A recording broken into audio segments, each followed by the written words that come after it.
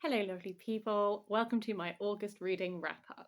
First of all, thank you for all the feedback regarding how much better the audio is when I record on my phone. I don't know why it didn't occur to me to do this sooner, but I'm going to do it going forwards. So there will be a bit of a backlog of videos that have already been recorded that are on my camera, but this will be better going forward. So thanks, guys. I think that was everything. I don't remember what else I wanted to say, but essentially, I had a really, really busy month in August. It was a little bit intense, especially work-wise. So I've been in a really weird reading mood. Mainly non-fiction and rereading fiction, like childhood fiction, has been the big moods. So what I thought I would do is like split this into 3 parts, and I'm going to kick off with my assorted fiction, and then go into non-fiction, and then bring it home on all of the books that I reread.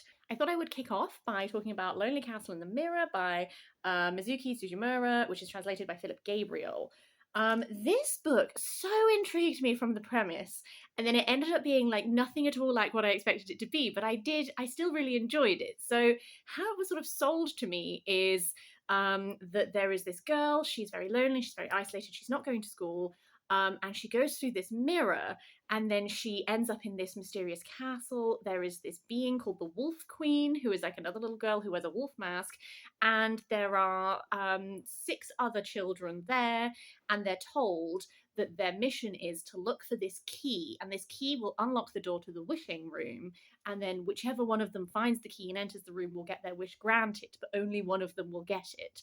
So I sort of envisaged a lot of questing for this key, and that kind of thing. But really, what this ended up being was a real look at like loneliness in children in Japan, and so much of the narrative was sort of around how isolated these children feel, and the different reasons it becomes apparent as it unfolds that as well as them all being Japanese children, they are also all children who are not actively going to school, and we sort of unfold the different reasons why each of them has decided not to go to school anymore, and tap into a lot of stuff that I realized from further reading after I finished the book is a really big problem in Japan at the moment, is about the loneliness and isolation that children are facing, and the different reasoning for it and all that kind of thing. So it was a lot slower as a result, a lot more introspective.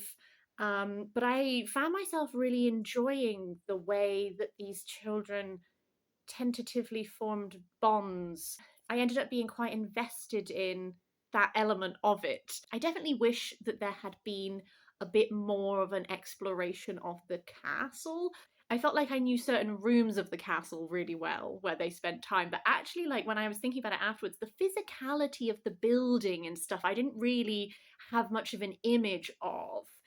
There is some really fun stuff to do with fairy tales that's being involved that I also really enjoyed. So it's not the book that I imagined it would be, and I think that there are some elements where that is a shame, because I wish the castle was explored more. I wish there was a bit more of this like magical questing thing, but I did actually really end up enjoying what it was. So I think definitely one that I would say, if you are intrigued by that premise that has sort of been sold, then maybe just alter your expectations slightly about what it will be, but I did find myself really enjoying it. Another fiction book that I read was The Honjin Murders by Seishi Yokomizo, which is translated by Louise Kawai. This is another piece of Japanese fiction, actually. This is a murder mystery. Our narrator is this guy who is a murder mystery writer. So like in the world, we are being narrated by someone who is a murder mystery fiction writer, and he has come about this place where these things called the Honjin murder took place, and it's very much set up by him that this is a closed door murder mystery, and he is here to sort of tell us about the unraveling of that mystery and how it was solved. So he himself is not solving a crime, he is just recanting to you the process by which that crime took place and then was solved. And so as a result, first of all, because he is a murder mystery writer, and also because this is a sort of closed room murder mystery, by which I mean it's one of those where by all intents and purposes, it appears as if no one else could have gained access to that room. However, the people are dead and it's not self-inflicted. So what happened? So there's very much a self-aware engagement with murder mystery as genre. Our narrator name drops so many murder mysteries. Some of them, if I knew the plot, would have been a clue for what happened, I'm sure, but I hadn't read them, so I didn't. But there is this self-awareness to the construction of this mystery, and that very much is a part that runs throughout. And I actually really enjoyed that, especially how it sort of ties into the conclusion a bit, and I thought that that was really a fun detail. It's also interesting because it means that he's sort of piecing together evidence. So he gives you like backstory as to why we know certain information, like, oh well, we got this from the doctor who wrote these notes, or this testimony from so and so. And again, that was sort of an interesting take on like showing the artificiality of the narrative, or maybe not the artificiality, but just like the construction of the narrative. You see the seams that he is, from where he has pieced everything together. One thing that I will say about the book is that it's not one where the characterization of people was necessarily super strong. Like, I was intrigued by the setup of how did this closed-roomed mystery happen. It wasn't one where I was like, I really understand these characters in depth. I've got a real sense of every different character and how their personality is different. Like, the characters were a little flatter because really we were looking at how this murder was constructed. In regards to the resolution of the mystery, it's one of those where I'm like, I don't see how anyone could have called this. If you did, how? So it was both satisfying in that you were like, what? But also a little unsatisfying because you're like, how would I have ever known this? But it was fun. I have 2 more of this author's works on my Kindle to read, and I am going to give them a go, mainly because I don't see him reusing this plot setup again, where it's like, closed room, we've got a mystery guy, blah, blah, blah. So I'm really interested about how the narrative structure will be on the other 2. There is this little detective who's introduced in this that I foresee appearing, and I think he is the person around which a lot of these books revolve. He very much felt a bit like, oh god, not Light. Oh, Death Note. The one with the really shaggy hair. I don't remember his name. It's been so long since I read that manga. But the guy in Death Note who is the detective who's trying to hunt down L. I don't remember. But it reminded me a bit of him in like character traits, dishevelment, that kind of thing. So again, I'm anticipating him being in the other 2 books. I'm intrigued by how the narrative of the other 2 books will be structured, but it was a fun read and I had a good time. After that, I want to talk about some poems. These are poems and translations by Dante Gabriel Rossetti. As you know, because I keep banging on about it, I love me some Pre-Raphaelites. Dante Gabriel Rossetti is my favourite Pre-Raphaelite painter, probably, because I've loved him since I was a child. Love a good ginge, me. But I'd never really read a lot of his poems, but me and my friend Mark from our podcast, I did an episode on the Pre-Raphaelites, and we've developed this running joke of like, yeah, it's good, but is it exhume the body of your dead wife to steal your poems back good? Because you know, like, if you're gonna do that, those poems have to be of a certain quality to be worth like digging up the decomposing body of your wife, you know? I have to say that I don't think that these are exhume the body of your dead wife good. I thought they were fine. I just think it's not really a poetry style that is my jam. A lot of them were very long. The one that I did like was A Last Confession. I really liked A Last Confession. It reminded me a little bit of Porphyria's Lover by, can't remember the poet right now, where you have this narrative that starts out and then as it goes on and on and on, it becomes creepy and you become aware of like, oh, there is this narrator, there is something not right with him. And you sort of, what starts off as just like, hoity-toity, we're having a nice poem. And then you're like, oh no, you're messed up. And I enjoyed that because there was a narrative and there was drama and there was emotion that I could be invested in. A lot of the rest of the poems were just fine. There's a lot of like Victorian moralism. I just didn't find the actual like, you know, meter, rhyme, all of that just didn't really interest me. The translations are translations of like other people's poems.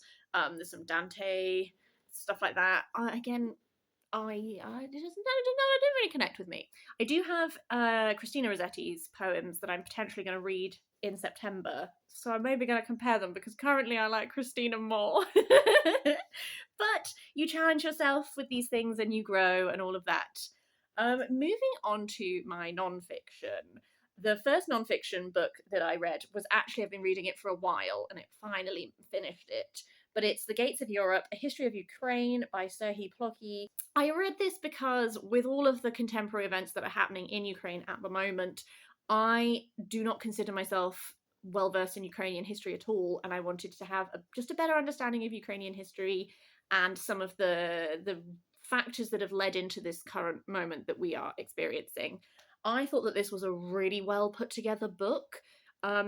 Obviously, I kind of went in with no knowledge, and it's one of those things where, like, I feel like to really remember everything in this book, I would need to read it a number of times and take notes. But I felt like he did a really great job of writing it really accessibly. The chapters were not too long, so I could manage, like, oh, I'll just do a chapter today. And that was quite an achievable amount to do.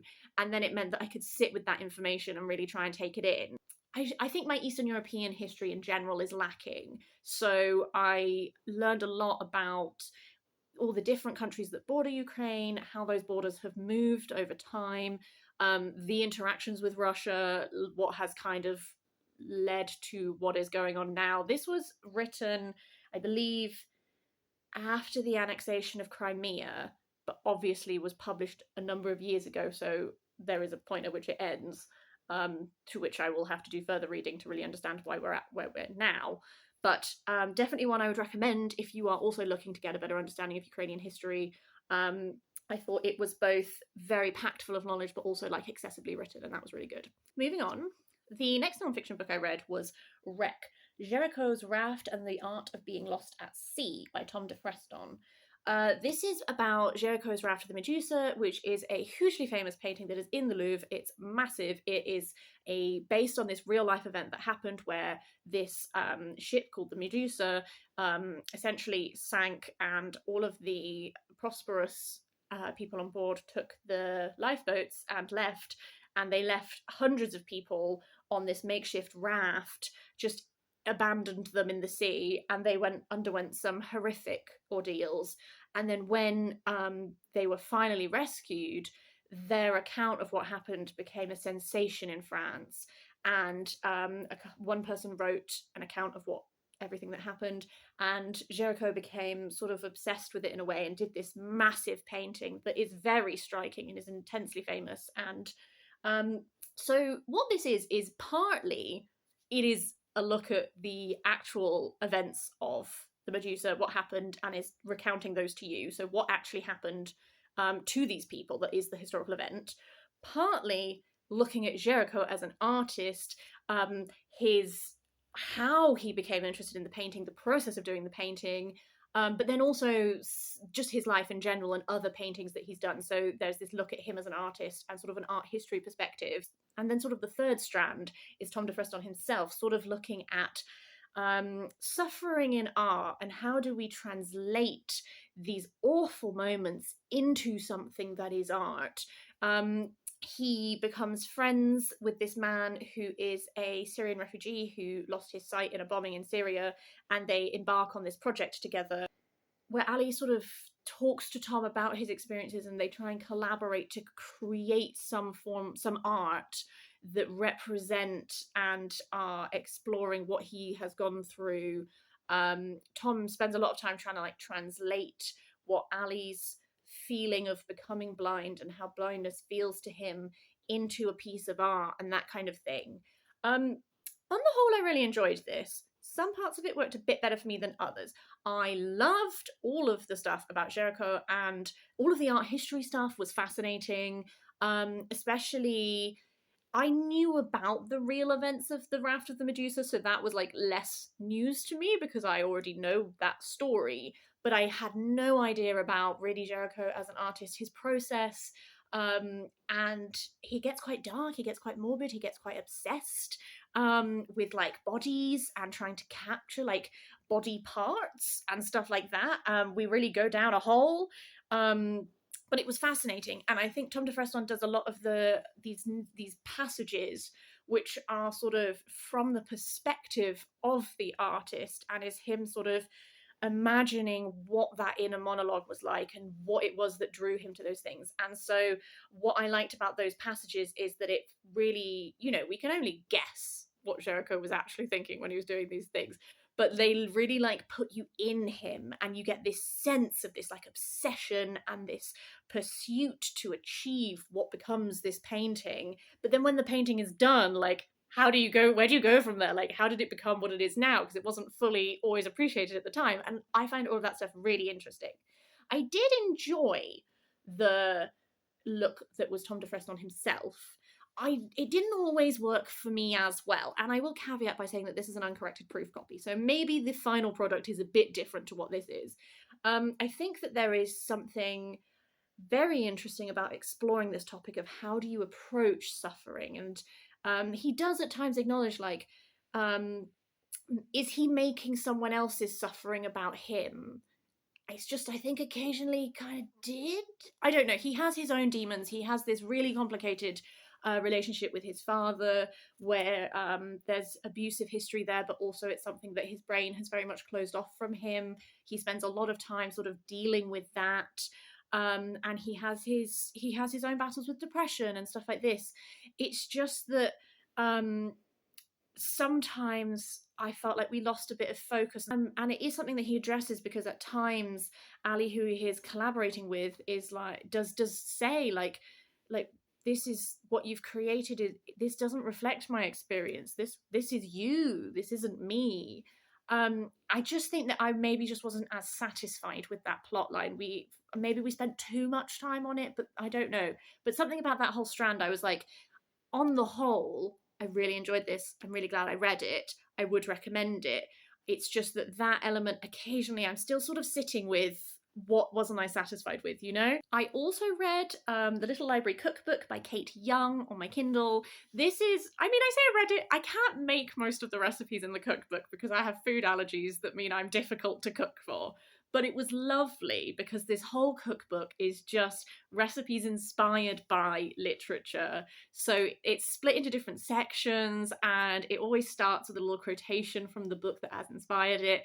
And she gives you a bit of talk about, like, the history of this recipe, like what this recipe means to her, like how it taps into like her childhood or whatever, or like how it relates to the text in question, and all sort of like this.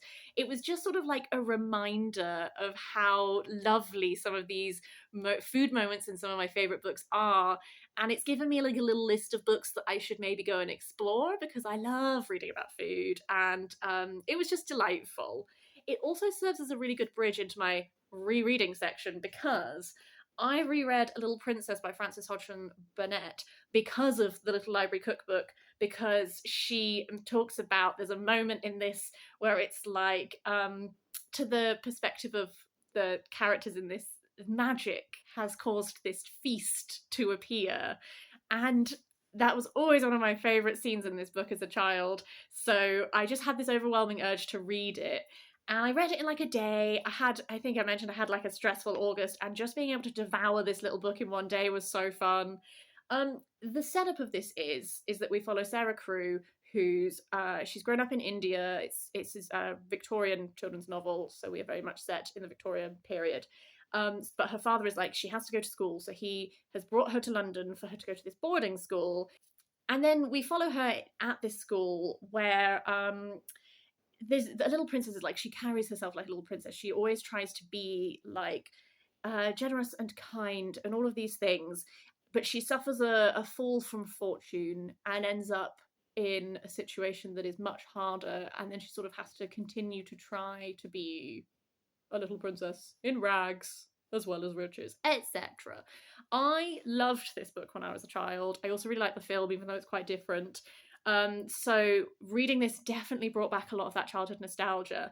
Reading it as an adult, definitely can see there's a lot of colonial stuff going on here. There's a lot of class stuff going on here, which as an adult reader I can see and definitely acknowledge. I think, and I definitely think a lot of that plays into like Sarah's exceptionalism. Like, she is very much like a perfect child in many ways. her worst moments are like she snaps at someone because she's literally been scrubbing floors all day and hasn't eaten and blah blah. And like, you know, there's a perfectionism to her which also turns into like an exceptionalism, because like one of the ways in which some resolution comes about in this is like Sarah, even when she is in poverty, carries herself in a way that other people notice that she is not a common beggar. Like the large family, when they speak to her, they realize that she talks like she's well educated and that kind of thing. So that definitely, like, I see it, I felt it reading this. That said, I still think that one of the strongest parts of this is the descriptions. There are certain scenes which will always stay in my brain. I think one of them is this, when the magic comes and they have this feast, and it's such a special moment, and that's one of the scenes that I really remember from being a child. But also like the descriptions of these moments, like when Sarah first meets Becky properly and she's wearing this rose dancing outfit and she seems like this fairy. And there's another moment when she's starving and she finds this money and she goes to the bakery to buy herself all these buns, but there's someone who is worse off than her. And all of these things, these scenes, they are very effective. The descriptions do stay with me. I think there are some lovely, really magical moments in this. However, it is a product of its Victorian time. There's a lot of moralism and Victorian values in it. But I read it in a day, which testifies to the fact that I did actually still enjoy it. Other children's books that I reread, because apparently I had a craving, include Beyond the Deepwoods by Paul Stewart and Chris Riddell. This is the first book in the Edge Chronicles. The Edge Chronicles were my absolute favourite series as a child. I have meant to reread them for many years just to see how I feel about them now. I still love this book. It still means so much to me. As you can see from the cover, there are all of these beautiful illustrations from Chris Riddell throughout. The fantastical creatures and ideas in this series, I love them so much. The imagination with which to come up with these such interesting beings, I love.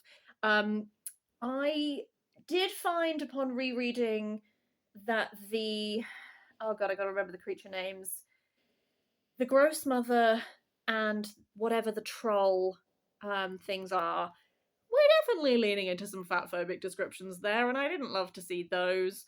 I do love Twig. I love Twig's journey. I'm a sucker for all of these children's books where like the journey is that you really find yourself and claim identity, and like not like selfishness, but like claiming oneself as power is always something that appeals to me. I think I am gonna try and make sure I continue rereading the series and see how the rest of it is. This is very much an episodic narrative where Twig strays from the path. Oh, I didn't give you any introduction. Twig is brought up as a wood troll, but he's not a wood troll. One day he strays from the path in the deep woods and he ends up becoming lost, meeting a variety of different creatures. You sort of have a lot of episodes where he meets different creatures and then things happen. And then it kind of culminates in this big thing at the end. But this is the first book in what is then a trilogy of Twig things, and then the Edge Chronicles itself is sort of made up of lots of smaller series within it.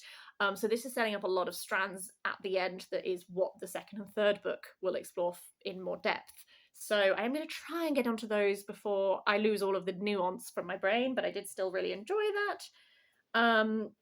I also reread The Knife of Never Letting Go by Patrick Ness. I loved this when I first read it. I gave it 5 stars. This time gave it 3 stars. I still enjoyed this. I think potentially there is an element where I'm remembering the characters from later in the series. So when I reread this first book, they were less complex and I was disappointed. But we're set in this world. We follow Todd. And in this world, he lives in a town that is full of only men, and they can all hear each other's thoughts. They call it the noise, but it's not just humans' thoughts. Like, he has a dog and you can hear the dog's thought and the squirrel's thought and the cow's thought and all of that. So it's a noisy world. And then one day he finds a pocket of quiet and the story commences. I understand why I got so swept up the first time I read this, because the pace is like relentless. You are like on the go all the time. There is always, the stakes are always like at a certain level. So you're just like, go, go, go, go, go. That said, I do think this could have been shorter. There were times when I was like, do we need this? Could we not get to the next point a bit faster? So relentlessly fast paced, but also some pacing problems for me, which I'm aware sounds contradictory, but it is what it is. The characterization just did feel a little flatter for me this time, specifically with Todd, but also Viola. I remember being more interested in Viola. I don't feel like she's like as present in this, but again, I wonder if second book is where they both come into their own a bit more. Again, I'm going to try and continue reading this series. So I did still enjoy, and I get why people love it. Absolutely. It's just sometimes when you reread things, you realize that like, oh, actually my first reading was influenced by it all being new, and now I'm rereading it, I'm like, oh, where's this complexity? That kind of thing. The final book I want to talk about that was a reread is Small Bodies of Water by Nina Mingya Powles. I'm actually rereading this before I even have a chance to review it for the first time, I think. I initially read this for the first time on my library app, and I enjoyed it, but I don't think I got as much out of it from reading it on the app as I would have from reading it in physical form. But I saw this secondhand in a bookshop and I thought, this is my moment. And then I just had a really overwhelming craving during the heatwave to read one of the essays in this that is about Studio Ghibli, because this whole collection, as the title suggests, it's a collection of essays that is geared around small bodies of water. So every essay somehow comes back to water. She's looking at her time growing up in New Zealand. She's looking at her time living in Shanghai. She's looking at her time now when she's living in London. She's looking at her family history and heritage, and she's looking at nature and food and all of these things. I just think that actually not all of the essays hit as hard as others for me. Obviously, that's like personal preference. But I think I was able to sit with it and contemplate it a lot more reading it physically, because I don't really enjoy reading on my screen, I now have realised. I think rereading it in this form really gave me the opportunity to sit with things a lot more. Sometimes some of these essays are quite like, not fragmented, but they'll be like topic, topic, topic, topic. And again, I think that really lent itself to reading in physical form. And I don't know, it's rare for me to want to reread a book so soon. It was testament to the fact that I knew I would get more out of it from rereading it in a different format. And I'm really glad that I did, because I think a lot of these discussions of language and heritage and nature and even just, again, I mentioned the Studio Ghibli one, she just talks about like the importance of water in some Studio Ghibli films and stuff like that. Like, that was still really interesting to me. I just loved it. I thought it was really interesting. I raised my rating to 4 stars this time, and maybe I'll dip in and out of it again. I think there are some specific essays that I probably will read again, just on and off when I need to. But yes, this has been a bit of a mammoth, hasn't it? This is why I didn't do monthly wrap-ups previously, because I was like, what if I can't fit it all in? But I actually think that this works quite well. So I'm going to keep doing these for the foreseeable. I would love to hear what you think of things, what your reading month was like in August. How did you find it? Were there any particular genres you were drawn to? Always find that quite interesting to hear about. But otherwise, my lunch break is over and I have to go back to work, so I hope you're having the loveliest of days. I will see you next time for something different, but in the meantime, I hope you have an absolutely fabulous time.